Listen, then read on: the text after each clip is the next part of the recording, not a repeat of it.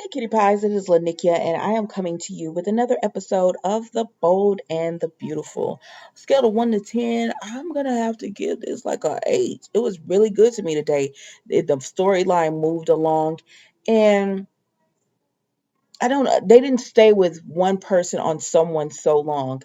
Okay, so don't forget if you're looking to work from home to check out my work from home videos on this channel, as well as Lanikia Help. That channel as well.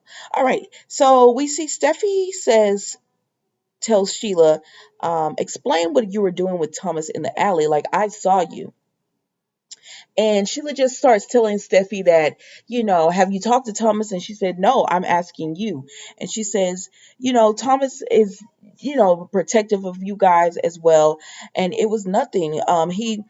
I just wanted to reassure him, and he wants to be reassured that I won't do anything to mess up what she has, mess with Steffi in any kind of way. And she's just saying that she won't hurt Steffi because now she's part of a family, and she's so happy to be part of a family. And Steffi's like, you are not a part of our family.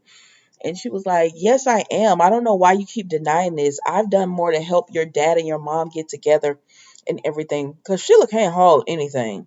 So she was like, I've done more to help your dad and your mom to get together. And Steffi's just like, don't remind me that Hayes is related to you, like blood related to you in any kind of way. But you're not part of our family. You never will be part of our family. As a matter of fact, I don't even want you near our family. And Sheila is just like, I just want a life with Finn and Hayes.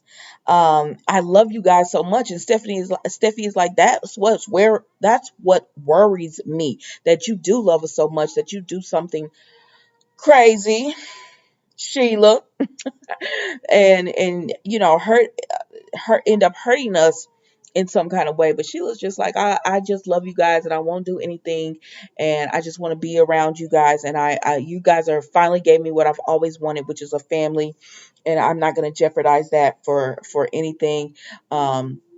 It's Brooke's fault that she's not with Ridge right now. And of course she always dislikes Brooke or whatever. But even with her disliking Brooke, even with her disliking Brooke and everything, it's just, even with Steffi wanting her parents to be together, she doesn't like that. Doesn't draw her closer to Sheila. Like, our mutual not wanting Brooke to be with your dad, my dad, doesn't draw us close. Okay, so but for some reason Sheila thinks it does. But anyway, so Stephanie's just like, stay the heck away from us and everything, and so she leaves. So then we see Thomas is actually in the office talking to Ridge, and Ridge was just like, what do you mean when you say it's your turn to look out for me? And he was like, I just mean that, you know, you've taken care of me. And Ridge was like, well, I mean, I brought you into this world. That's what I was supposed to do. And he was like, no, I just want you to know that I'm here for you. And of course I want you with mom. You two look good together. She makes you happy and everything. And Brooke Taylor comes in and she says, just stop, Tom. And she was like, I appreciate you. I know you want us together, but y'all have to stop. Your dad and I are both adults, and we'll make decisions. We've been adults, running our lives just fine, without you guys, with our children chiming in. So she's just like, go ahead and stop putting that pressure on your dad, because it's complicated, and it's a lot. And he's just like, well, dad is happier with you. And then Ridge is just like, I know you want me happy with your mom, and Brooke, I love Brooke, but she's hurt me and things like that, but it's complicated. And then Ridge has to go to a meeting, so that leaves Taylor and Thomas to talk together. And he just tells her, I want you guys together. And she says, I know that you want us together. And she says, you're not the only person. There's actually been somebody else. And he was like, who? And she said, Sheila. She's been making drop-by visits, and she's been coming by, and she's been doing things, stopping by and just telling me how much she's so happy for me and Ridge getting back together, and she wants us together. And he's just like, she says that I know she's doing that because she wants, you know, a confidant with, as far as getting in good with Steffi, so that she can have more time with Finn and Hayes and everything.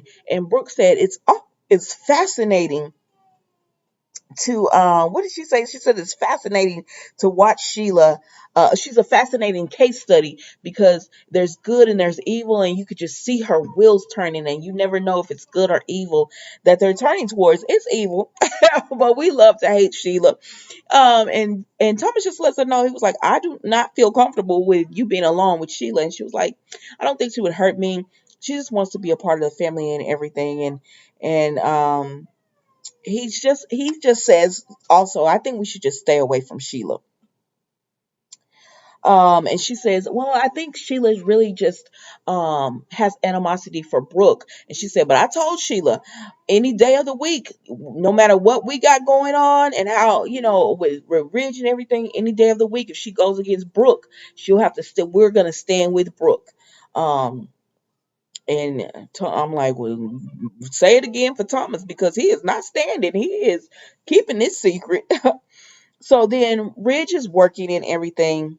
And Brooke had been talking to Eric earlier, and she was just telling him, I feel like there's a force trying to keep Ridge and I apart. And he says, you guys are love each other. You'll find a way. Just go to him and let him know, and everything will work out. And she just says, I feel like there's a force trying to tear us apart from each other. So then Ridge is working, and Brooke comes in, and she just tells him, I love you and I made a mistake. I should never have told you I want a divorce because I don't want a divorce. I want you home. She said, you don't have to be in the bedroom. You could be in the guest wing or whatever, but you need to be home. We have to get through this. And she tells him that she feels that something is trying to keep them apart. She can't put her fingers on it, but girl, it's Sheila. But she can't put her fingers on it, but she's like, something is trying to tear us apart, and we can't let it do that. We have to stand, they have to be a united force, a united front in front of whatever it is. And he don't say anything. Ridge be in these scenes, and the women do, do all the talking.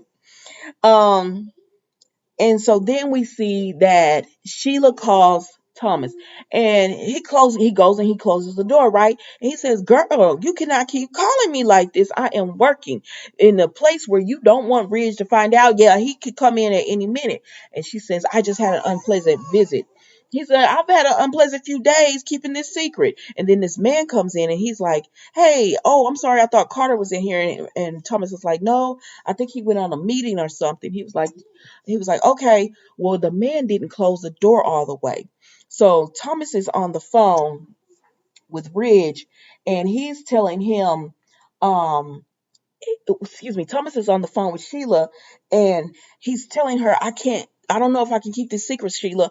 And as he's saying that, Stephanie comes up, and she can hear Thomas outside. And so Thomas starts talking about, I can't keep this secret. And she says, you got to keep this. Sheila tells Thomas, you got to keep this secret. She was like, Stephanie was over here. Steffi was over here, and she's on to us or whatever. And he was like, what you did to Brooke was just evil. And so he starts spilling the secret, talking about she thought she was drinking non-alcoholic champagne, and you gave her alcoholic champagne, and which led her to drink the vodka, which led her to kiss Deacon, which led her to go, just lay in the bed because they ain't sleep together, but lay in the bed with Deacon. Like, she made all these decisions because of you, and it's just so evil and diabolical.